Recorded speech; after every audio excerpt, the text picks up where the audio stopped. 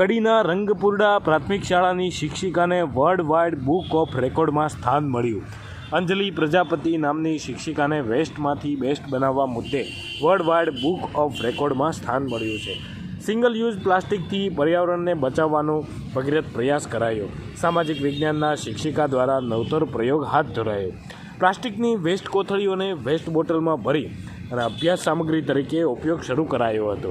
ગુજરાતના 160 જેટલા શિક્ષકો દ્વારા 3 લાખથી વધુ બોટલો એકઠી કરાઈ હતી. બાળકોમાં પર્યાવરણ વિશે જાગૃતિ કેળવવાનો શિક્ષિકા દ્વારા નવો અભિગમ શરૂ કરાયો છે.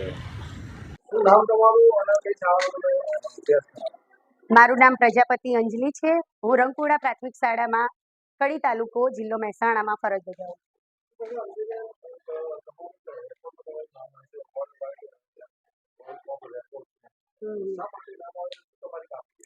મારી શાળામાં પ્લાસ્ટિક મુક્ત અભિયાન ચલાવેલું છે.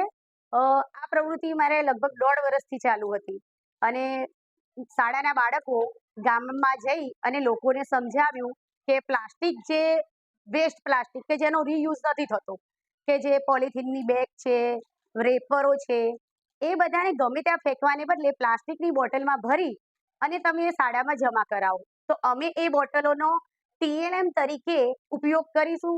એટલે આનાથી 2 કામ થાય છે.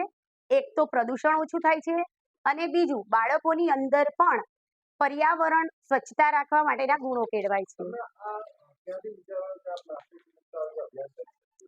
એકચ્યુઅલી હું સામાજિક વિજ્ઞાનની ટીચર છું, એટલે મારા અભ્યાસમાં જ ભૂમિ પ્રદૂષણ ભણાવવાનું આવે છે. એટલે મને વિચાર થયો કે ભૂમિ પ્રદૂષણ ભણાવવું એની સાથે હું એક પ્રોજેક્ટ કરું અને એ અંતર્ગત મેં પ્રોજેક્ટ કર્યો અને એમાં મેં પછી જે ખતરનાક કહેવાય ભૂમિ પ્રદૂષણ માટે કે પ્લાસ્ટિક, તો એ પ્લાસ્ટિક હું એકઠું કરી અને એને એવી જગ્યાએ ઉપયોગ કરું કે જેથી ભૂમિ પ્રદૂષણ ઓછું થાય.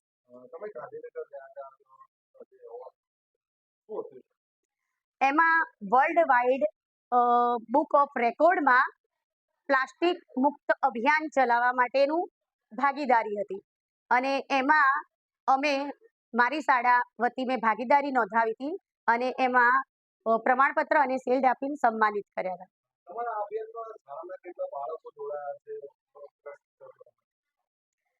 શાળાના મારા 6 થી 8ના 84 બાળકો જોડાયેલા હતા. મારા માર્ગદર્શન નીચે કામ કરેલું. એમાં મારા આચાર્ય શ્રી ઘનશ્યામભાઈ સાહેબનો પણ ખૂબ જ સાથ સહકાર હતો અને સ્ટાફના બીજા શિક્ષકોનો પણ સાથ સહકાર હતો.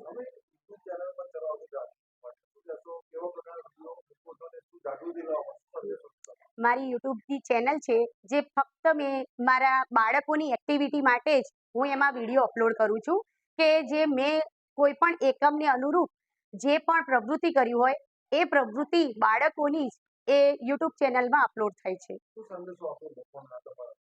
લોકોને હું એ સંદેશો આપવા માંગુ છું કે બાળકોની અંદર ભણતરની સાથે એની અંદર સ્વચ્છતા અને પર્યાવરણ વિશે પણ જાગૃતિ આવે એ માટે આવા પ્રોજેક્ટ કરી અને બાળકોની અંદર સારા ગુણોનો વિકાસ કરી શકાય છે.